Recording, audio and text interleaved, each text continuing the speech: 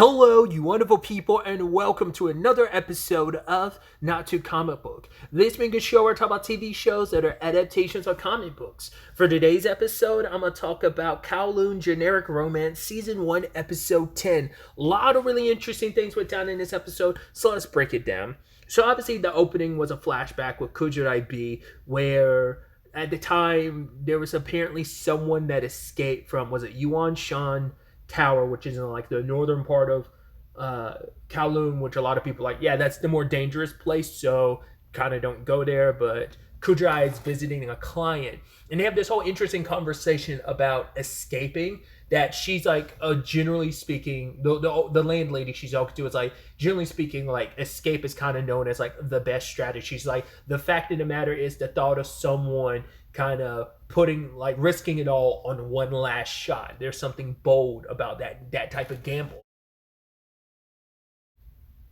Regardless of kind of what that does, the enmity that it kind of creates towards the people that helped you along the way, that it's that conversation again about that was kind of discussed, I believe, last episode, the whole when you making a choice not knowing or really having a concept of regret, but then making a choice knowing you're going to regret that choice but still making it regardless. It feels like it's kind of a similar vein in that conversation. I thought it was interesting because it's like, oh, I heard you're very good at mahjong, and Reiko's like, no, I'm not that good. And it's like, well, like that you always win or whatever. And it's like, what about the game of life? Do you think you've won? And she's kind of like, it's too soon to tell the result. She's like, those will be revealed later on. And I guess maybe the argument for that is kind of a thing, and maybe this ties into Kujirai B's death, is you won't know the end results of your life until it meets the end, because maybe you yourself will never fully know the results. Only the people around you, those who survive you, will be the ones who know the results of your life. Maybe that's kind of what that's implying. But yeah, Kudo made it so that she's like, he said, you're never allowed to come to this place by yourself. And she's like, okay, I totally understand. But then when he walks away, she looks back in that direction. And I guess that line, like either some stuff she discovered around that time about that section of town, or something. Maybe that conversation with that landlady about, the game of life and have you won it or not. Maybe some of that kind of stuck with her. It's just ironic considering we know, like, because the demolition is going to be starting relatively some point after that, and that summer is when Kujirai died. Whether it's the proclaimed suicide that they claim it to be.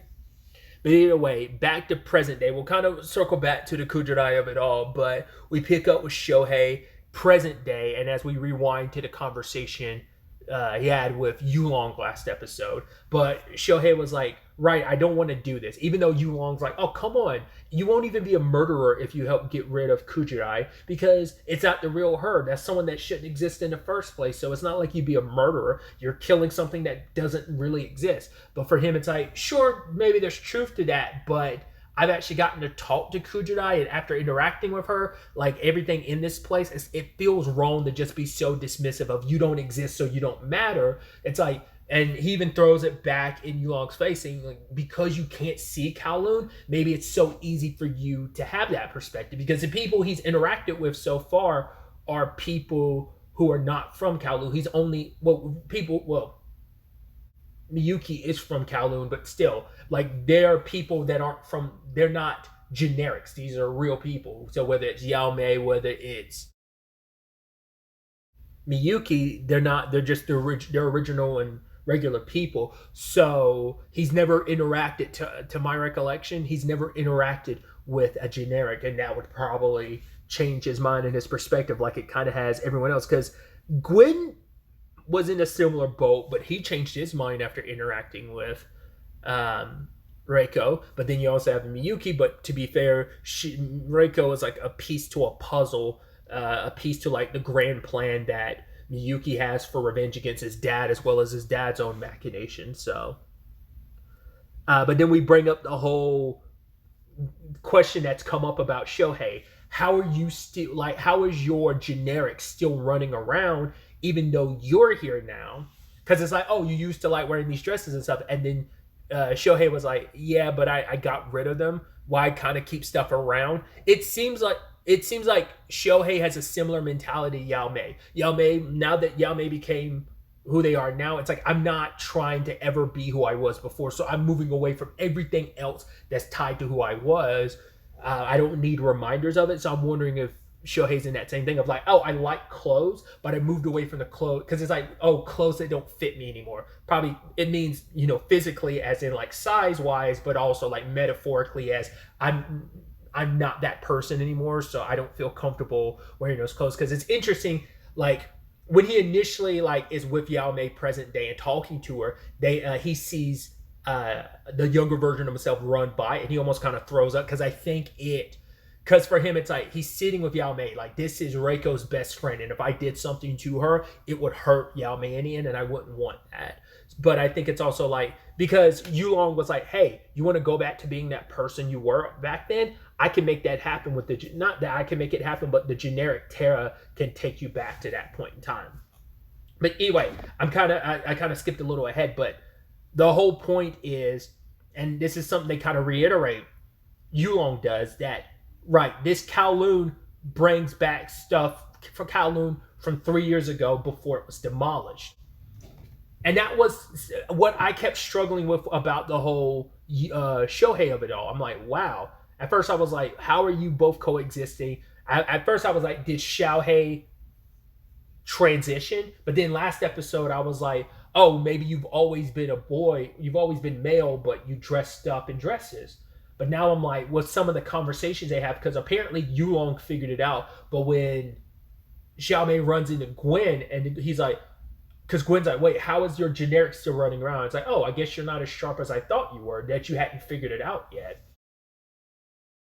Because they kept bringing up the 3-year point, I'm like, are we implying that because they have changed a lot. They've gotten quite taller. And I was like, I mean, you could have a growth spur, but I'm like, would you really change that much in 3 years? Not let you had a growth spur and you transition, maybe. But then I'm also thinking, what if that Shohei that we've come to know inside of Kowloon is not from 3 years ago? What if it's like further in the timeline? Because what if we're working with a situation of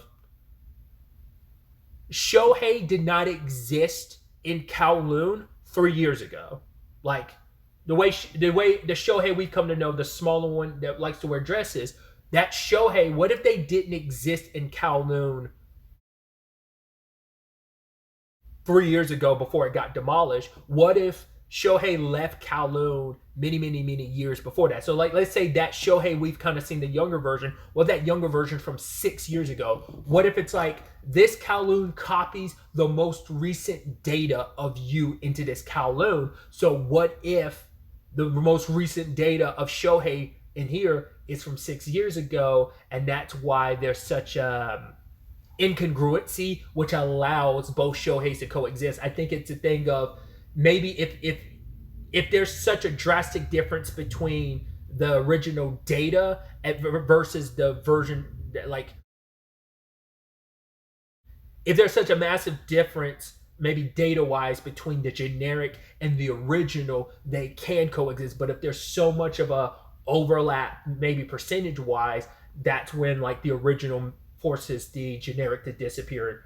Because this ties into certain other elements presented in the show too. Like there was a conversation, I believe it was the last episode, maybe, or maybe the episode before last, the whole conversation about how there are certain pathways that should exist in this Kowloon because they did exist back then, but for whatever reason in this version they don't exist. And there's certain pathways that are there, but they're blocked off. So you're like, why is that? So part of me is wondering, like, at first I was like, could this Kowloon be an amalgamation of Kowloon from different points in times? Like that's where this Shohei comes into place, the younger Shohei comes into place, or not? And so maybe it's like a like being slapped together version of Kowloon, of like the reason why this doesn't exist yet because the version of Kowloon, well, this version of the walled city number 2 Kowloon, that thing didn't exist at a certain point in its history that this Kowloon is pulling from. That was kind of a theory I was having throughout the episode. You also had the interesting thing of you had Shohei knocking the ice cream out of Yaomei's hand because it's like, yo, don't eat too much. Because I was wondering, like, okay, if you stop eating the food for a certain amount of time, would it make your memories come back? Alone, it wouldn't. But I'm going ahead and jump ahead to like the end of the episode where we see that Yaomei's so hungry because she's like thinking the entire throughout the episode. She's like, "There's something I'm definitely forgetting," which there is a lot that she ended up forgetting. The fact is, obviously, it's summertime perpetually here. That time isn't moving forward, even though she's been here for 6 months. She got to this Kowloon in like spring slash early summer because it was like March when she got here. Yet she's been here for 6 months. It should be like September, so it should be like around fallish right now, but it isn't. It's still dead middle of summer. We even saw like it's still like July 1st, I believe. We saw at the end of episode 8 on Reiko's phone. But either way,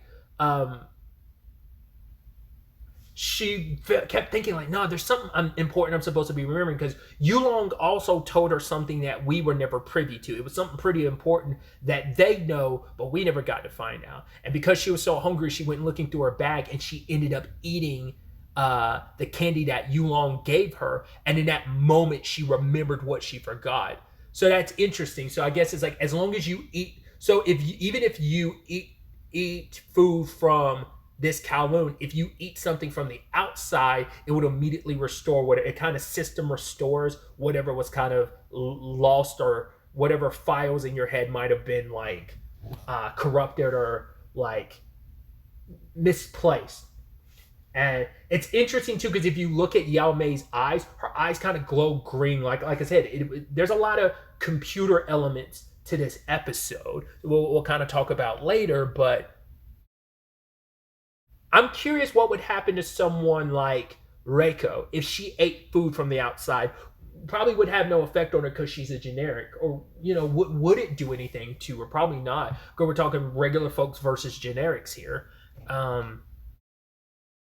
But staying on Yao Mei, Reiko ends up telling her about the glasses from last episode. So I guess the glasses she wore were up until now were her own glasses. So it's interesting that the glasses, because I guess everything she like has interacted with for the most part, I guess has just been her own version of something. Well, no, because she's been living in Reiko's apartment, Kujirai B's apartment, so she definitely would have probably interacted and wore clothes that were her. So why specifically is it the glasses that end up being?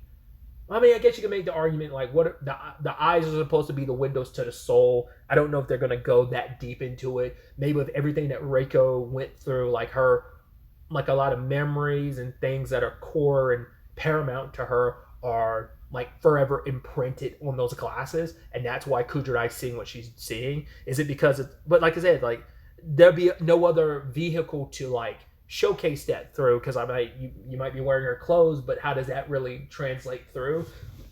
Because there is no auditory like element to it. It's just purely visual. So, but obviously putting on the glasses did nothing for Yao Mei.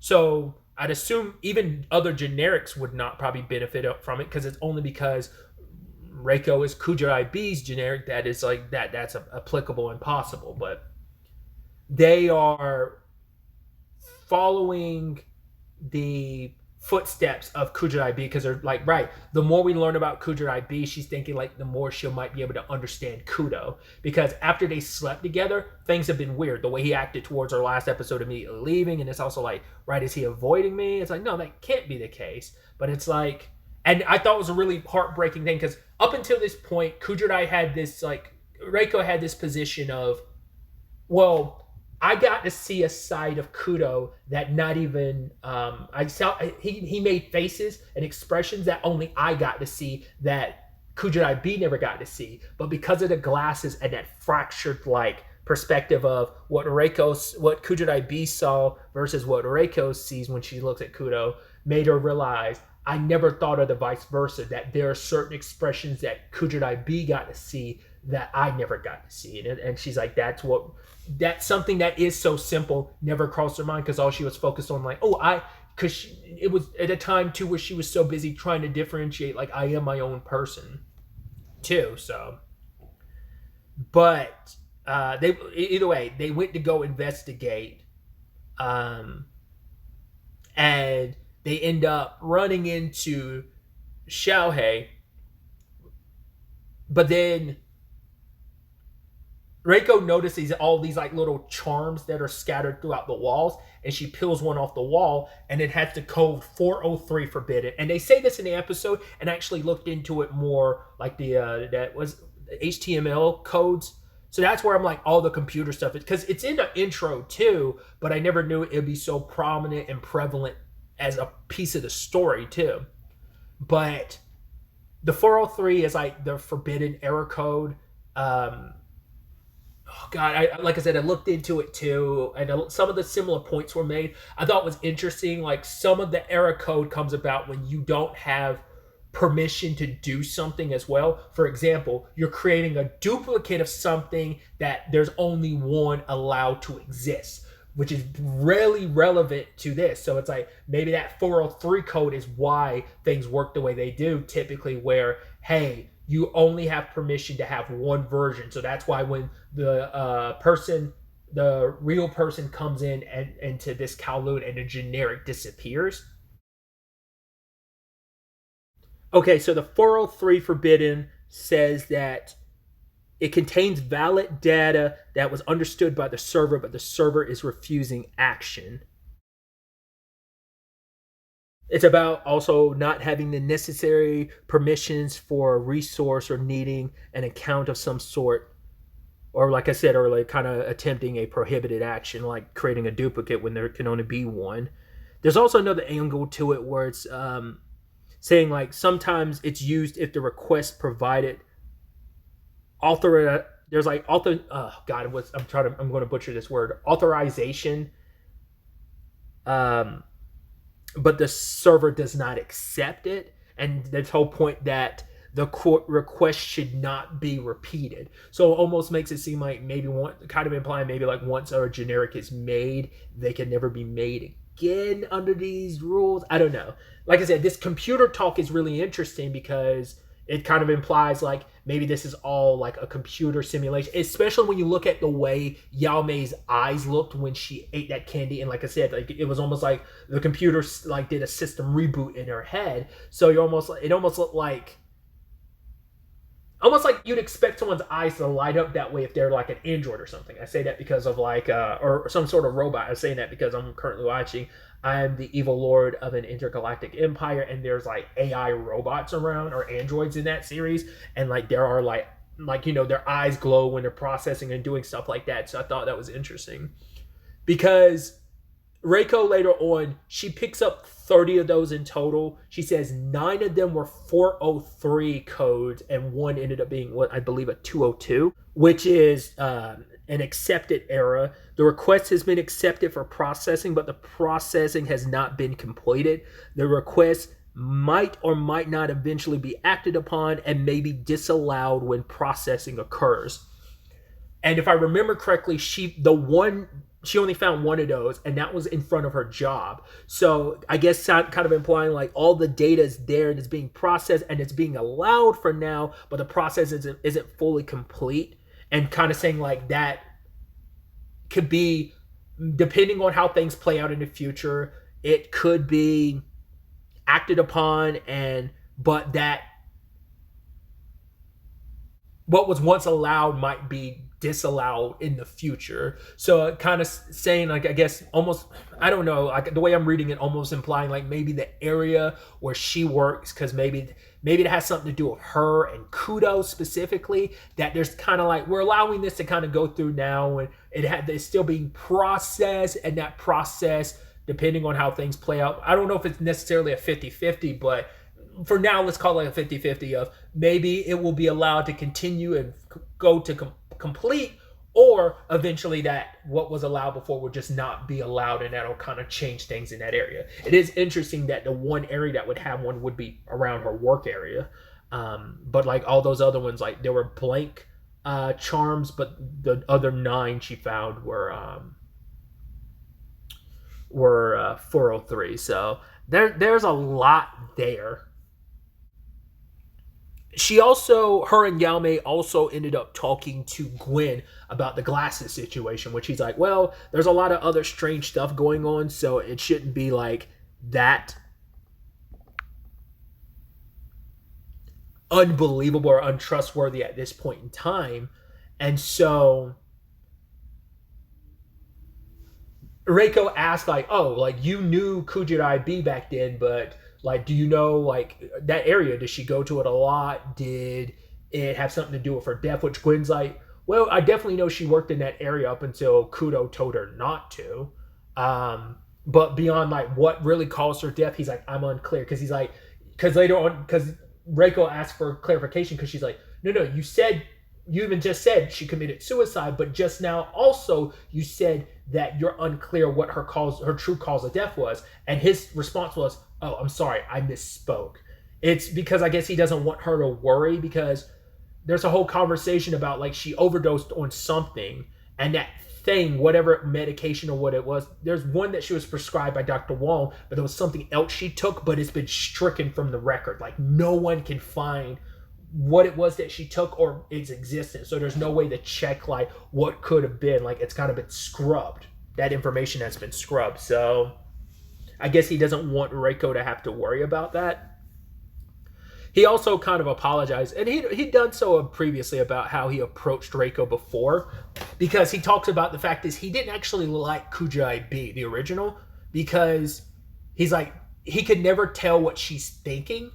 More specifically, he's like, she gave off an air of death, and he's like, when she passed, it hurt Kudo, and he's like, my biggest regret is if I could go back in time, I wish I would have stayed by Kudo's side that summer.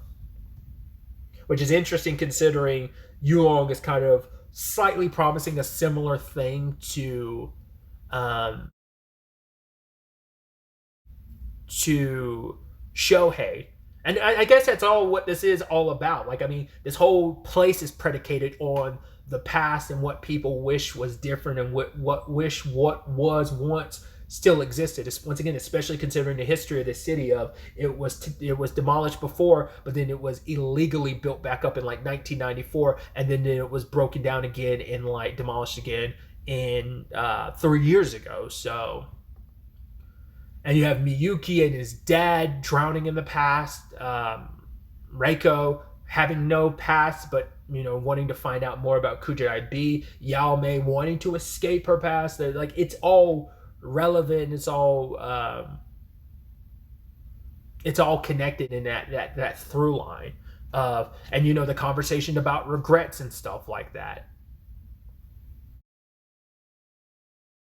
which Yao Mei even asked Reiko, because Gwen brought up the whole point of like, oh, because his initial distrust an issue with Reiko, the reason why he treated her bad is because like, I already saw my friend kind of go through that once before. Like, he was hurt because of Kujirai B, and I was worried you would do the same thing.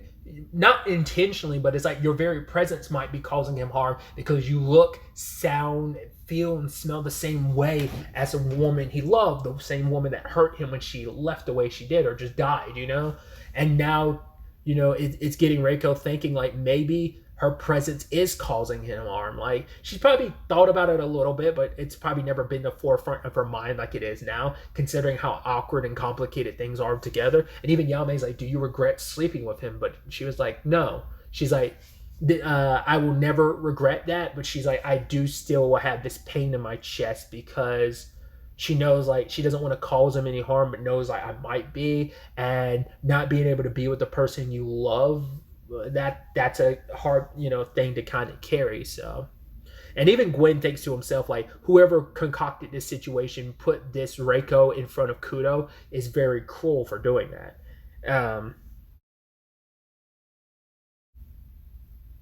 He also confronted, like I brought up earlier in the recording too, he went and confronted Shohei, because Shohei tried to cover it up in front of like Reiko and Yao Mei, because he didn't want them to know like, oh, because they haven't correlated and connected that that's the same Yao Mei that they know to some extent, because the food here is probably keeping them from. It's interesting because but I guess because Yao Mei's not because Yao Mei's a regular person versus Reiko being a generic, the food doesn't have the same effect on her. So it's a thing of, because we do see that Reiko is asking a lot of questions, even though Yao Mei isn't. So, well, not currently at the time. With enough distance from the food and drinks here, she's able to. But yeah, like Shohei, it's like, oh yeah, I heard about this Kowloon and I decided to come here, even though we know he's working for Miyuki's dad, and you know the last person you need to tell that to is Gwen. So, but also we have Kujirai distancing herself from Kudo because she's like, right, maybe we should go back to regular colleagues. She's like, I'm not going to forget what we like us sleeping together, because he's like, things have changed between us since then, but she's like, I'm not going to try and forget it or pretend like it didn't happen, but she's just like, this is probably better for everyone if we do this. And because I think she said like, I don't want to hurt you, I don't want to cause you any harm, and that kind of shocks Kudo, and he can't really do anything when she kind of runs off afterwards, and she's just kind of like, okay, I stilled my heart to be able to do this because now I need to focus on unraveling all of this. Who am I? Why was I made? Why do I look like Kujirai B? How did she actually die? There's all these mysteries around that she's trying to focus on now. And so, like I said, she found all those different codes. One of the ones she found on the back of one of those charms says, don't, basically it's like, don't look anymore. Basically stop looking. So I wonder, was that like, who's ever in charge of this Kowloon? Did they send a message being like, yo, like, is it, or is it like the system, like maybe the generic terror probably is the AI system overseeing everything, and it's like, yo, stop looking, you don't want to look any deeper, because you're not going to like what you find at the end of all of this. So that's where things kind of stand. It's interesting too, because especially when she finds that code or like that message on the back of that charm, I believe it shoots up and looks at the generic, like the scene cuts to the generic terror, if I'm not mistaken. So fascinating developments all around. It's going to be interesting to ultimately see where all of this ends up taking us going forward into the next episode. But really, that's all I wanted to talk about. Till the next time we meet, be happy, be safe, live life to the fullest, and enjoy it. Good day and goodbye.